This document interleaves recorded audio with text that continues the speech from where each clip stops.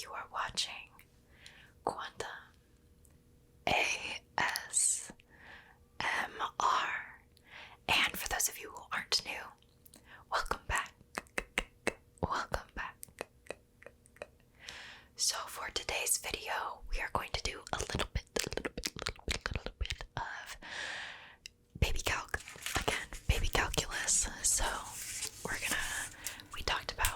last time we talked about math, we talked about limits, and derivations, or like the beginning of derivation. So now we're going to talk about rules of derivatives, or rules of differentiation, rules of derivatives. So, and I also have a few proofs, which we're going to do, and yeah, so let's just get started with everything. I'm really excited to do this. Okay, so rules of differentiation. We're just going to read some off and we're going to prove some as well. So the first one is the derivative of a constant function. Derivative of a constant function. Derivative of a constant function. And it basically says that the derivative of a constant is 0. 0. The derivative of a constant is 0. So on the paper I have dx of c is equal to 0, and that just means the derivative of c, our constant, is 0. So the derivative of a constant is 0. And why is it 0, you may ask? Well, we can look back at our definition of a derivative. So f prime of x is equal to the limit as h approaches 0 of f of x plus h minus f of x, all of that over h. Okay, so say we plug in our constant, so it ends up being the limit as h approaches 0 of c minus c, because it's a constant, so there's no variables, so there's no x or h in it, so the constant doesn't change. So it's c minus c over h, and then 0 over anything is 0, so it's just the limit as h approaches 0, which is 0. So there's that. The next guy that we have is the power rule. The power rule.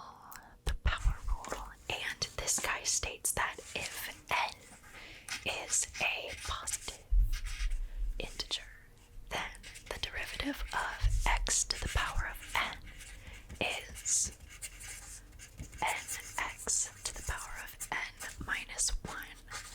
So if we have, say, we're taking the derivative of x to the power of 3, the derivative of that would then be 3x squared. 3x squared. Yep. So you can see it on the paper. And I actually have the proof for this one, so I'm gonna let paper me take over that proof. So I'm gonna let her do her thing. Alright, so we are going to prove the power rule. So if n is a positive integer, then dx of x to the power of n is equal to n times x to the power of n minus 1. Okay, so in order to do this, let's first start off with x to the power of n minus a to the power of n. Alright, so this, once we multiply it all out, it goes on forever and ever and ever, but once we multiply it all out and reduce, it ends up being this guy right here. So it's x minus a times x to the power of n minus 1 plus x to the power of n minus 2 times a, plus so on and so forth. And then it ends up going back around to x times a to the power of n minus 2 plus a to the power of n minus 1, and it stops there. Okay, so now that we have this definition, or this kind of little equation here, we are going to let f of x equal x to the power of n. So by our definition of derivatives then, f prime of a, so the derivative of f at a is then the limit as x approaches a of f of x minus f of a over x minus a. And we know that f of x is x to the power of n, so we are going to substitute that as the limit as x approaches a of x to the power of n minus a to the power of n over x minus a. Okay, so we know that this guy right here is this whole thing right here. And we've got x minus a times this whole slew of things. All that over x minus a. So this and this actually cancel out. And what we're left with then is f prime of a is equal to the limit as x approaches a of this whole guy right here. So x to the power of n minus 1 plus x to the power of n minus 2 times a plus blah blah blah all the way up until the end again, x to the power of x times a to the power of n minus 2 plus a to the power of n minus 1. Alright, taking the limit of that then gives us, for all of our x's, as x approaches a, x becomes a, so then it's just a to the power of n minus 1 plus a to the power of n minus 2 times a plus dot dot dot, so on and so forth, all the way up to a times a to the power of n minus 2 plus a to the power of n minus 1 is what we're left with. However, if we're looking at this right here, a to the power of n minus 2 times a, we can use the product property of exponents to reduce that, since they have the same base. A to the power of n minus 2 times a to the power of 1 just becomes a to the power of n minus 1. And so does this guy. So what this ends up being is a to the power of n minus 1 plus a to the power of n minus 1 plus a to the power of n minus 1 plus a to the power of n minus 1, blah blah blah, all the way up until the number, which is n. The number of a's is done. So it would make sense to reduce this to n times a to the power of n minus 1, where n is the number of a's that we have, or a to the power of n minus 1. And because it's repeated addition, we just stick that n right here. So it ends up being n times a to the power of n minus 1. And what is that equal to? F of f prime of a.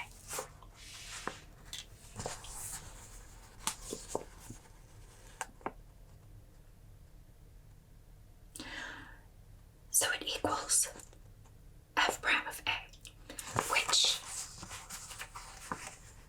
d over dx is the same thing as this little prime thing. So we did prove the power rule.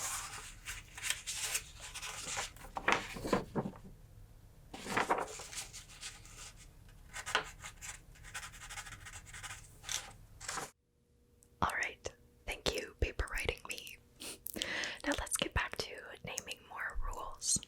Okay, so in addition to the regular power rule, there's also the general power rule, and that just states pretty much the same thing, except it's if n is in the set of real numbers. So if n is a real number, then the derivative of x to the power of n is the same, nx to the power of n minus 1. That's all there is to it.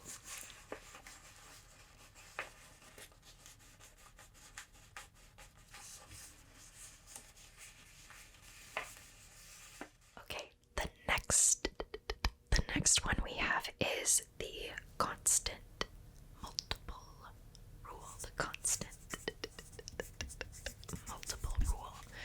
And this guy states that if C is a constant and F is a differentiable function, then, and I'm going to move out of the way so you can see this writing, then the derivative of C times f of x with respect to x is equal to C times the derivative of f of x with respect to x.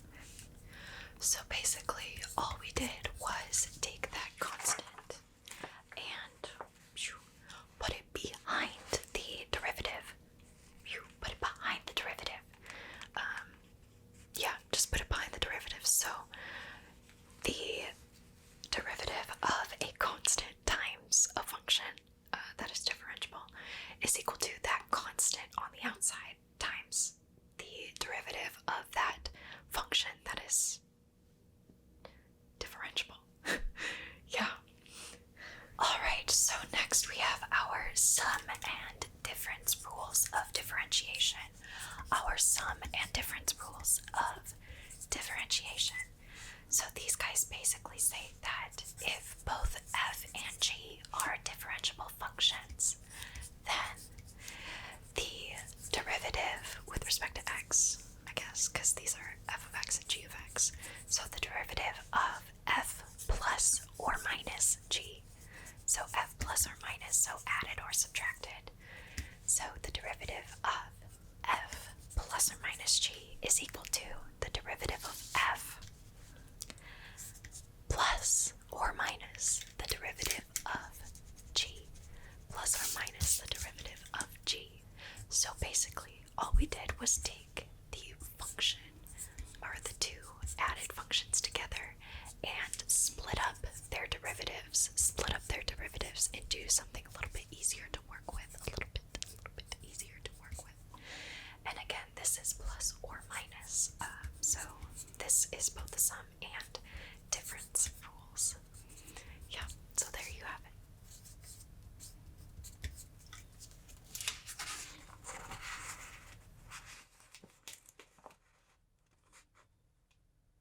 Let's go on to the product and quotient rules. The product and quotient rules. Now again, these guys state that if f and g are both differentiable functions, then let's start with the product rule. These guys aren't as straightforward. These guys are not as straightforward, so let's go over them one at a time. The product rule then states that the derivative of f of x times g of x ends up being g of x times the derivative of f of x plus f of x times the derivative of g of x. So it is commutative, so what I wrote down on the paper is it is equal to f of x times the derivative of g of x plus g of x times the derivative of f of x. So basically, we again broke it down and we treated one function at a time, and the other function we treated like a constant, I guess, and then split them up and then add them together. And that's the product rule. And it looks a little bit longer, but in the long run, it's usually easier to do a bunch of smaller problems that you know how to do than do one big problem that you don't know how to do. Yeah. So that leads us to the quotient rule, which this one's even weirder and kind of nastier, but it is easier than just looking at it one at a time. So the derivative then of f of x over g of x, so f of x divided by g of x, is equal to g of x times the derivative of f of x minus f of x times the derivative of g of x. And then all of that over g of x squared, that whole thing squared, or g of x times g of x. And I'll let you guys see it on the paper. Okay, so this, again, looks so much longer than the original, but sometimes longer is necessary to get to the answer. I don't know. I don't make the rules. I didn't make the rules. proofs too, so you kind of understand the reasoning behind these guys. I'm not going to do the proofs for these one, but we'll move on and I'll do the proof for the next one. And the next one is the derivative of the natural exponential function. The derivative of the natural exponential function. So, you guys might be familiar with e. Yeah, we've used it in natural logarithms and yeah, all that good stuff. So anyway, we're going to use e. We got to start with the definition of e first though. So the definition of e is the number such that the limit as h approaches 0 of e to the power of h. And I wrote it wrong on here. I said e to the power of x. It is definitely e to the power of h minus 1 over h. So e to the power of h minus 1 over h. Take the limit as h approaches 0 to that. And what does that equal? It equals 1. It equals 1. 1. It equals 1.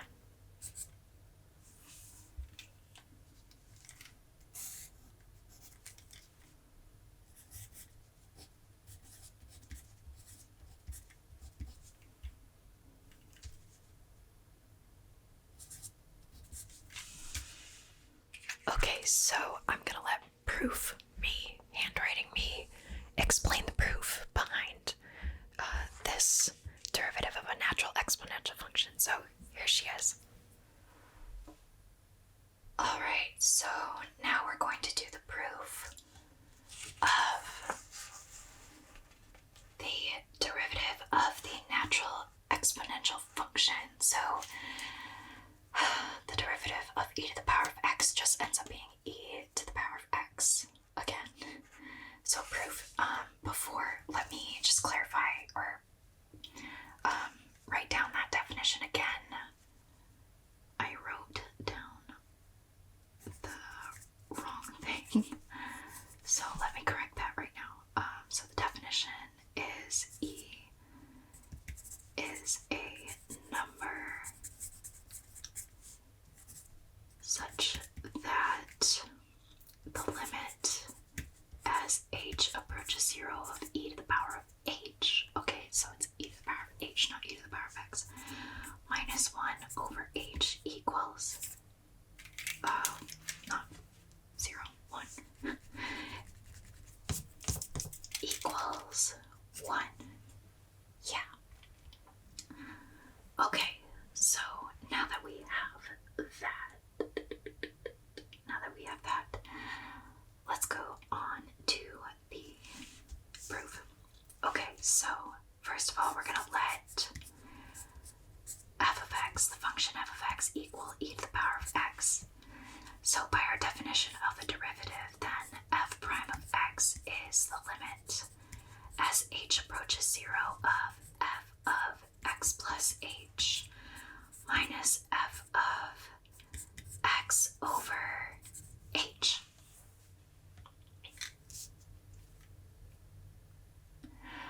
Okay, so now that we have that, let's put in for f of x plus h and f of x the e to the power of x. So f prime of x is equal to the limit as h approaches 0 of e to the power of x plus h minus e to the power of x and all of that over h. Okay, so I'm going to take this guy right here. So I have e to the power of x plus h, and I'm going to do like a reverse of the product property of exponents. So I can break this guy up into e to the x times e to the h, and it still is equal to the same thing. So now I'm going to take this and I'm going to put it in our equation here. So we have the limit as h approaches 0 of e to the power of x times e to the power of h minus e to the power of x, all of that over h. And now I'm going to do reverse distribution because I have e to the power of x and e to the power of x into terms. So I'm going to do that. I'm going to break it up, or I'm going to undistribute basically. So the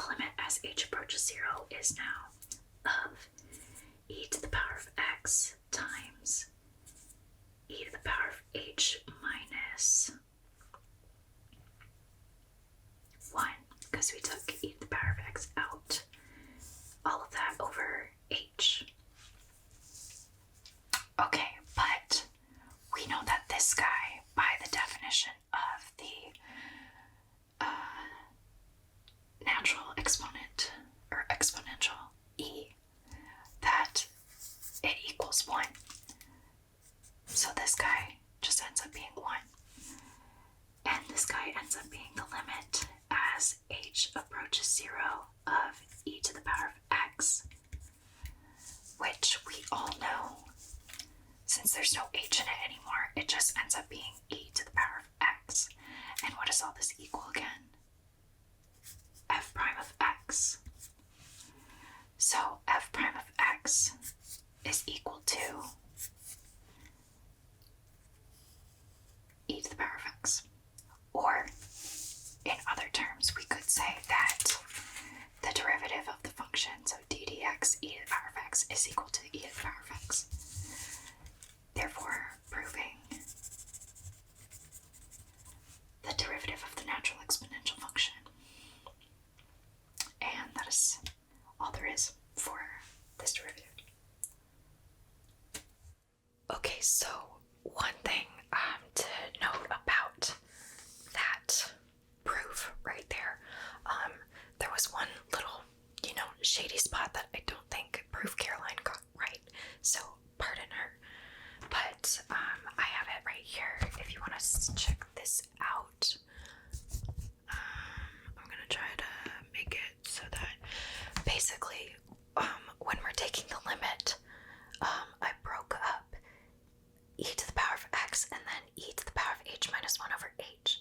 Because there's no h in e to the power of x, we can just slip that guy behind the limit and then take this limit. But we already know by the definition of e that that answer is 1. So then it ends up being just e to the power of x times 1. If you can see that, e to the power of x times 1, and then anything times 1 is itself, so e to the power of x. So f prime of x does, again, equal e to the power of x. She just didn't explain it super duper correct. But anyway, that's the explanation for you. And with that, we are going to close out the video today. I hope you really enjoyed it.